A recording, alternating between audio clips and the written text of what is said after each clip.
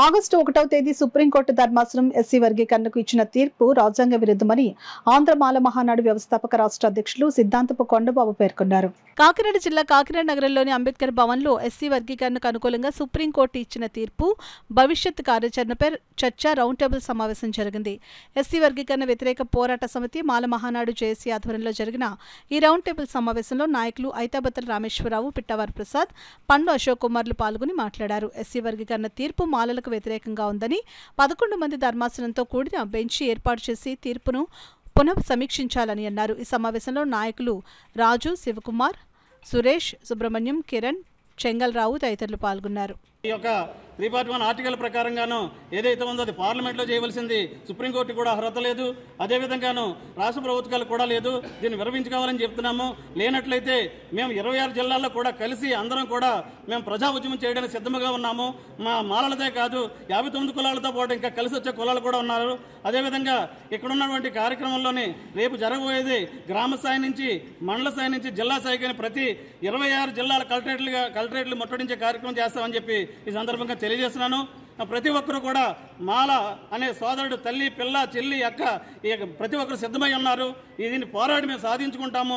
మా బాబాసాహెబ్ అంబేద్కర్ ఏదైతే రాశాడో ఆ రాజ్యాంగం ఏదైతే ఉందో ఆ రాజ్యాంగంలో కొనియాడబడినటువంటి 341 ఆర్టికల్ ప్రకారంగా మాకు విడదీసే రైట్ ఎవరికీ లేదు. అన్టచబుల్ క్యాండిడేట్స్ అని ఏదైతే ఉన్నదో షెడ్యూల్లో చేర్చబడినటువంటి 59 కులాల్లో చేర్చకుండాను పాత యథాస్థితిగా ఉంచే వరకు మేము పోరాటం చేస్తామని ఈ సందర్భంగా సికి ఎస్సీ అంటే ఎస్సీ మాలలుగా ఉన్నటువంటి ఆది ఆంధ్ర ఈ క్యాస్టులన్నీ 25 ఉన్నాయో వీళ్ళకి 6% ఉన్నాయి.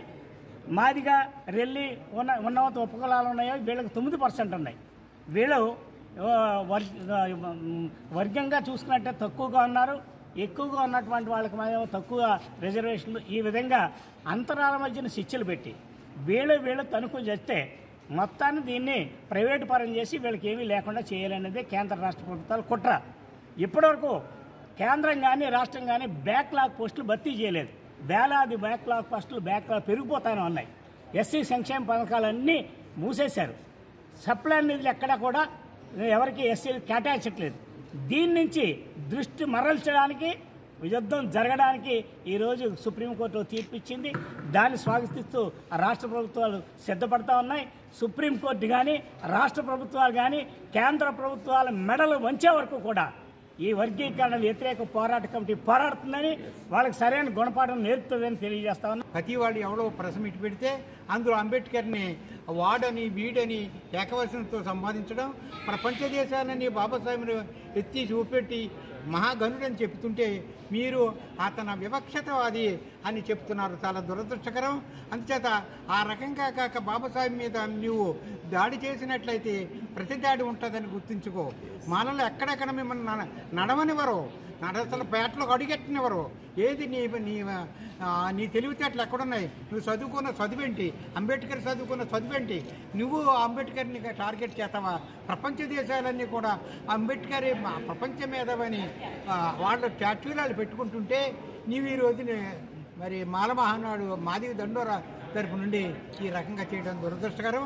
అంచేత ఇప్పటికైనా మేము సర్దిద్దుకొని జాగ్రత్తగా ఉండాలని, నోరు దగ్గర పెట్టుకుని మాట్లాడాలని హెచ్చరిక చేస్తూ, ఇది విజ్ఞప్తి కాదు, హెచ్చరిక. నువ్వు చాలా నష్టపోతావు కృష్ణమాది గారిని చెబుతూ సెలవు తీసుకున్నాను. మరియు మాల సంఘాలన్నీ కూడా పూర్తిగా నమ్ముతున్నాయి. దీనిపై దేశవ్యాప్తంగా కూడా దళిత సంఘాలన్నీ కూడా ఏకగ్రీవంగా వ్యతిరేకంగా ప్రదర్శిస్తున్నాయి. దీనిలో భాగంగా మాయావతి గారు కానీ, రామ్విలాస్ పాస్వాన్ గారి అబ్బాయి పరాష్ పాస్వాన్ గారు కానీ, ఇలాంటి పెద్దలందరూ కూడా, అత్తవాలయ్య గారు కానీ, వీరందరూ కూడా ఎవరైతే మన దేశంలో ఉన్న పెద్ద దళిత నాయకులు వీరందరూ ముక్తకంఠంతో వ్యతిరేకిస్తున్నారు. దానిలో భాగంగానే మొన్న కూడా ఆగస్టు 21న భారీ ఎత్తున బంద్ చేయడం జరిగింది. దానిలో మీ అందరూ కూడా కోఆపరేట్ చేశారు. అలాగే ప్రతి ఒక్కరూ భాగస్వామి చక్కటి బంద్ కార్యక్రమం జరిగింది. అలానే ఈ కార్యక్రమాన్ని మేము ఇంతటితో వదిలేము. సుప్రీంకోర్టులో మరొక్కసారి వర్గీకరణ అనే దానికి జోలికి వెళ్లకుండా ఒక తీర్పు వచ్చే వరకు కూడా మేము పోరాటం చేస్తూనే ఉంటాం. దానిలో భాగంగా ఈరోజు ఇక్కడ జేఏసీ కమిటీ కొన్ని నిర్ణయాలు తీసుకోబోతుంది. అందుకని జిల్లా వ్యాప్తంగా పెద్దలందరూ వచ్చి ఇక్కడ కూర్చున్నారు కాబట్టి ఇక్కడ తీసుకునే నిర్ణయాలు మీకు ఈవినింగ్ తెలియజేస్తామని